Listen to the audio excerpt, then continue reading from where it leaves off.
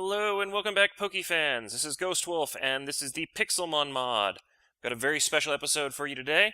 I'm going to be showing off one of the mods I've actually been working on. It's the Pixelmon Safari games, and it should be an amazing multiplayer experience that should keep you action-packed and a great game mode for playing on servers. So, what is Pixelmon Safari games? So, it's pretty much a game type idea I came up with when I was sitting here recording episodes, trying to figure out ways to make all of the action part of the episode, and then try to eliminate a lot of the crafting the pokeballs and the other stuff that isn't just, isn't as action-packed and exciting for you, the viewer. And so I was thinking, what other kinds of Minecraft mods are kind of action-packed, exciting to the viewer? And I thought of Minecraft survival games. So I'm like, can I do something with Pixelmon that gives this same kind of feel to the Pixelmon mod? And so I came up with Minecraft Safari games, and I've done some coding with it, and it's not complete, but I've got far enough in the mod that I'm comfortable showing you in this special sneak peek kind of where it's going and what it should be like.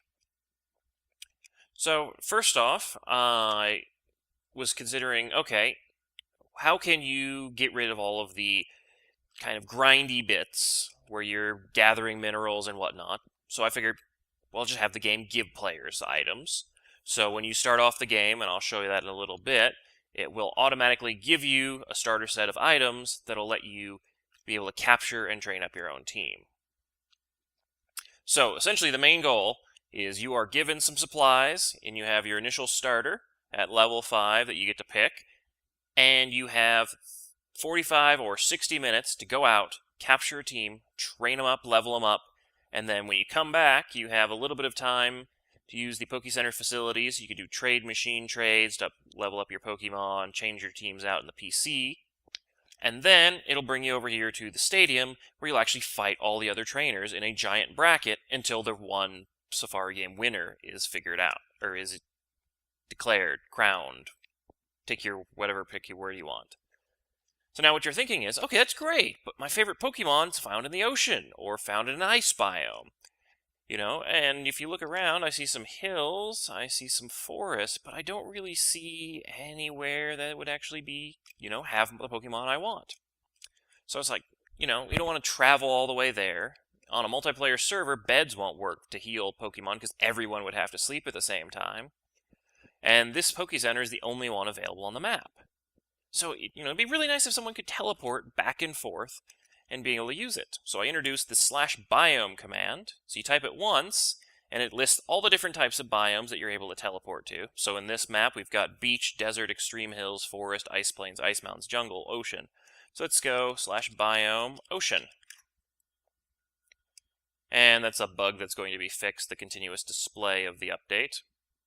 But and also teleporting you into the ground. Come on. There we go. So teleports you out into an area middle of the ocean. So you can catch all of your ocean-type Pokemon as soon as the chunks load in. So you wanted to go to the beach, /biome beach. And then in 5 seconds, it teleports you over to the beach. And so then you have access to whatever Pokemon you're looking to get collected wherever you need to go. And so all of these commands are completely configurable by your server.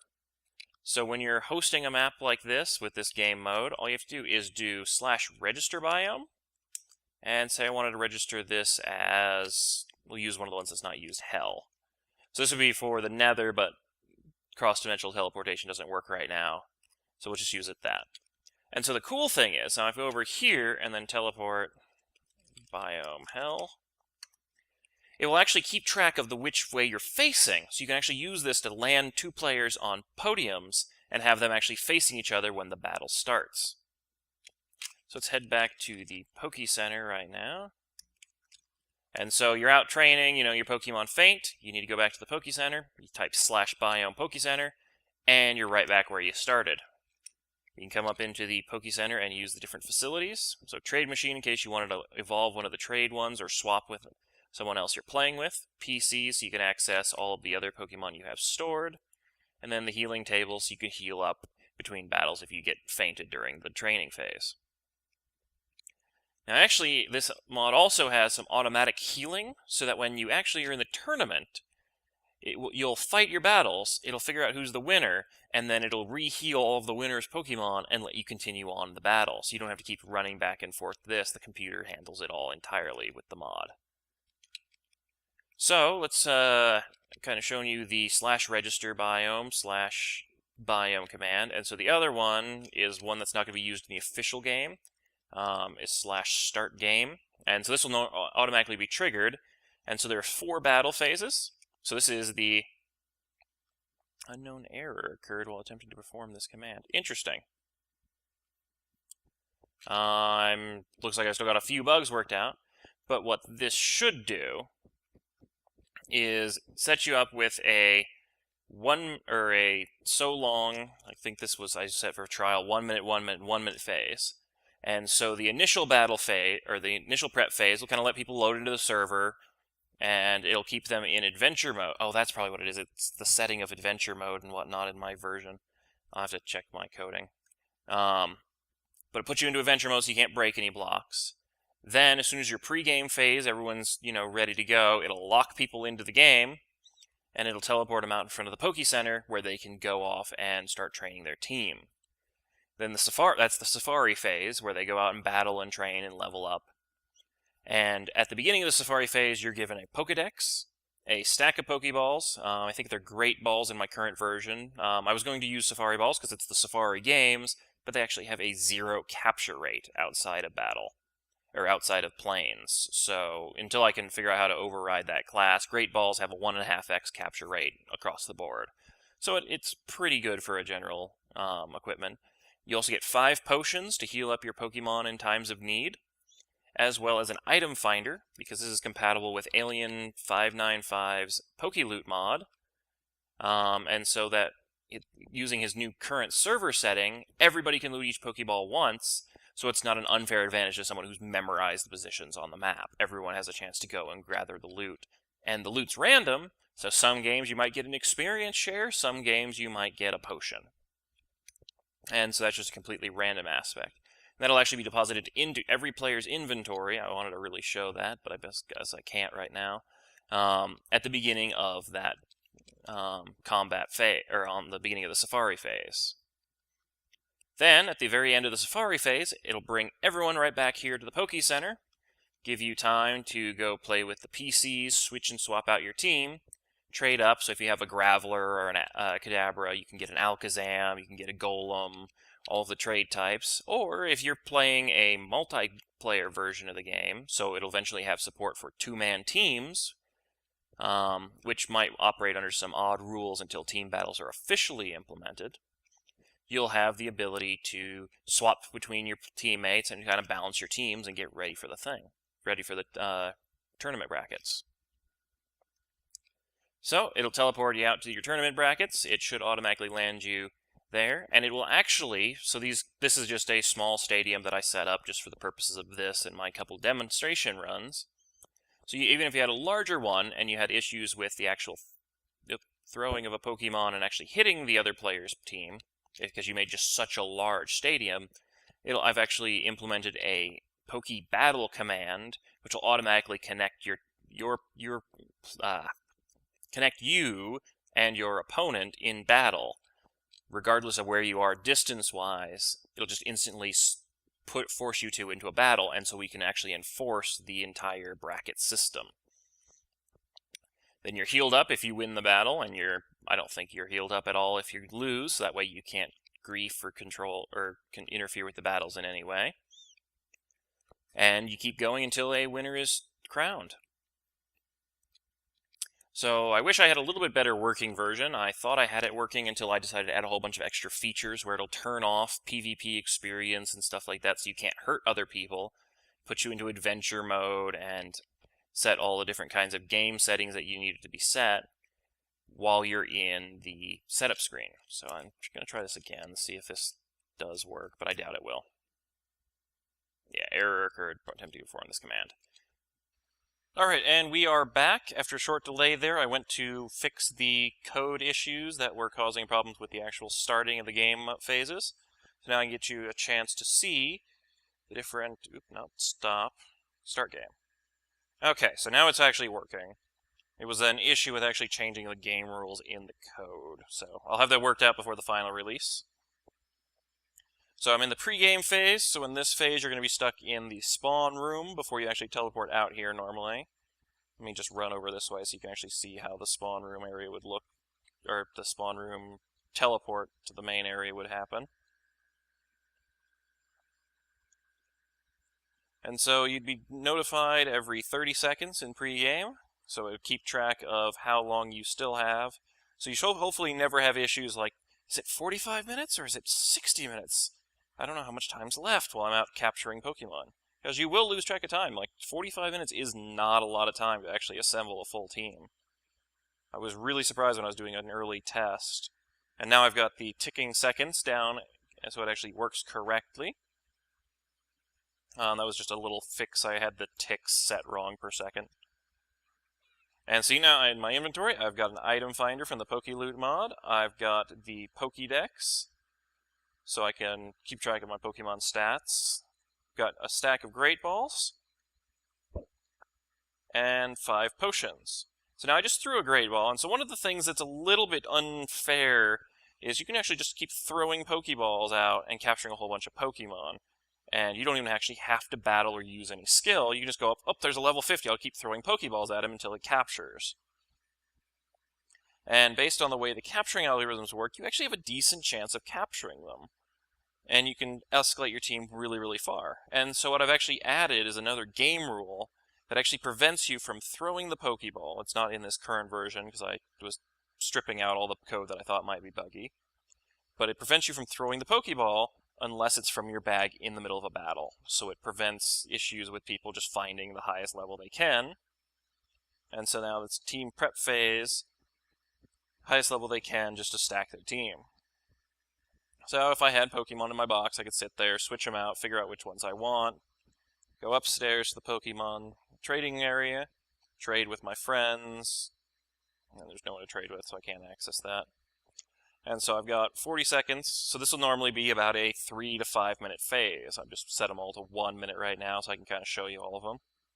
Show you the Poke Center decorated with all of the badges of all the gyms in the first 4 generations. And so, sitting here, you know, heal up my Pokemon, get ready for the final fights. Just kind of unnecessary to actually heal because the game will automatically heal your Pokemon team before the final fights begin, right before it locks you into battle, to make sure that everyone's on an even footing in case they didn't have time or someone was hogging the machine. And so it'll drop here. And so in the actual version of the mod, it will figure out where you can set the different podiums, and it'll actually drop you on the correct podium facing the correct direction. So, how the brackets are actually going to work.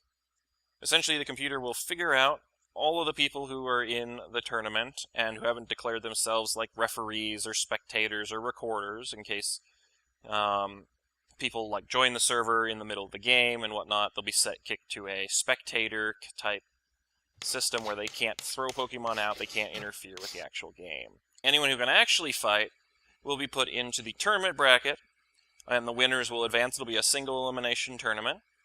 And also I'm eventually going to be adding support for team play, which is actually how I'm going to be showing off this mod on the channel. So if you guys want to keep watching for videos, I'm going to actually be partnering up with Loki 2v2 and taking on 2 random challengers every week to fight for the Safari Games crown for that week. So if you have any other people who do Pixelmon series on YouTube, or if you have a YouTube account and would like to record a Pixelmon series, I will have a thread posted down in the comments of this video where you can go and throw down some stats and actually apply to be one of the people to join us on the show. And so if you know of any other YouTubers that you'd really be interested in seeing fight us, definitely feel free to throw comments and direct them to that thread as well, and we'd be more than happy to take them on. What else was I going to say? Oh yes, how our double battles would work. So double battles aren't currently implemented. That milk tank is spazzing out. Double battles aren't currently implemented in the normal game, and so the way it will work is each team will pick someone to go first.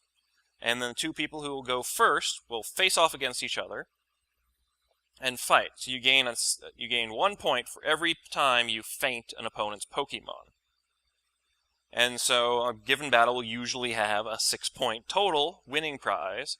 But if you do a good showing and you manage to feint 5 of them, then you still have a large number of points, so it's not counts as an entire loss. You still have 5 points versus their 6. So then the two trainers will fight each other, or the two second trainers will fight, and their points will be added to the total. And in the case of a tie, the winner's Pokemon won't be healed, and so the two teammates who actually won their matches in the event of a tie would fight off until all of the Pokemon on one team are fainted, and the other team would be declared the winner. And so that gives both players on a team the ability to contribute. So if you have one person who happens to pull down like a level 50 Mew and instantly annihilates the other team, it's not a complete game over with a complete victory on their side, and they can just roll the other person as well. Each player on the team actually has an even contribution. And that's pretty much how this is going to work. You'll be able to see some more videos on my channel, hopefully in the next few days to the next week, where we actually do our first actual official round with some special guests. And since I'm actually doing some coding work with some of the devs and on the actual game, or actually on the actual mod, I'm not working for Minecraft, I'm working for the Pixelmon mod, I should hopefully be able to convince some of the admins and some of the coders and some of the modelers and people who are making side mods to maybe come on for an episode so you get to meet them, see how they play, and hopefully it'll be pretty entertaining to watch. Alright, I think I've rambled on enough about this side mod. I'm going to be fixing it up in the next few weeks, and hopefully after I have a few practice rounds with some recorded series, where I work out all the bugs and finish getting all the coding, I should have an automatically working version that should be ready to release to servers that pretty much anyone can put on their server and play. And I'll maybe work in some stat systems so you can keep track of win-loss records and whatnot. But for now, I want to get the basic functionality down, and you can see a lot of it already is in here. Alright, so see you next time, and thanks again for watching. And also feel free to leave a like or subscribe to the channel so you never miss any of the episodes when I get them released.